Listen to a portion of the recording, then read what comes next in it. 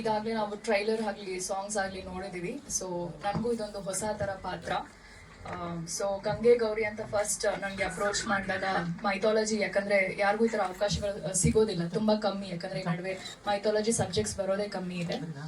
So ಹಾಗಾಗಿ ಪ್ರೊಫೈಲಲ್ಲಿ ಒಂದು variation ಇರಲಿ ಅನ್ನೋ ಒಂದು ಕಾರಣಕ್ಕೆ ನಾನು ಫಸ್ಟ್ ಸಿನಿಮಾನ ಒಪ್ಕೊಂಡೆ. ಬಟ್ ಆಮೇಲೆ ಸಿನಿಮಾದಲ್ಲಿ ಶೂಟಿಂಗ್ ಶುರು ಆದಮೇಲೆ ಡಿಫಿಕಲ್ಟೀಸ್ ಏನನ್ನೋದು ಗೊತ್ತಾಯಿತು. ಈಗಾಗಲೇ ರೂಪಾಲಿ ಹೇಳಿದಾಗೆ ಲ್ಯಾಂಗ್ವೇಜ್ ಪ್ರಾಬ್ಲಮ್ ಆಗಲಿ, ಕನ್ನಡ ಏನು ವೊಕ್ಯಾಬ್ಯುಲರಿ ಎಲ್ಲ ಬರಬೇಕಾಗತ್ತೆ. ಆ್ಯಂಡ್ ಆಲ್ಸೋ ಶೂಟಿಂಗ್ ಟೈಮಲ್ಲಿ ನಾವು ಆದಷ್ಟು ಎಷ್ಟೇ ಗ್ರೀನ್ ಮ್ಯಾಟ್ ಮಾಡಿದ್ರು ಕೆಲವೊಂದು ಲೊಕೇಶನ್ಸ್ಗೆ ಹೋಗಬೇಕಾಗತ್ತೆ. ಸೊ ಲೊಕೇಶನ್ಸ್ಗೆ ಹೋದಾಗ ಇವಾಗ ನಾವು ನೋಡ್ಬೋದು ವಯರ್ಸ್ ಆಗಲಿ, ಸಿಮೆಂಟ್ ಆಗಲಿ, ಈ ಥರದನ್ನೆಲ್ಲ ಆಲ್ಮೋಸ್ಟ್ ಅವಾಯ್ಡ್ ಮಾಡಿ ನಾವು ಒಂದು ಫ್ರೇಮಿಂಗ್ ಇಡಬೇಕಿತ್ತು.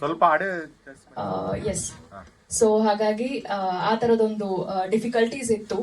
ಸೊ ಇದನ್ನ ನಮ್ಮ ಡೈರೆಕ್ಟರ್ ಹಾಗೂ ಕ್ಯಾಮ್ರಾಮನ್ ಇಬ್ರು ತುಂಬ ಚೆನ್ನಾಗಿ ನೋಡ್ಕೊಂಡಿದ್ದಾರೆ. ಆ್ಯಂಡ್ ಸಿನಿಮಾ ಪಾತ್ರ ಅವ್ರು ಆಲ್ರೆಡಿ ಹೇಳಿದಾಗೆ ಗಂಗೆ ಪಾತ್ರ ಮಾಡಿದ್ದೀನಿ.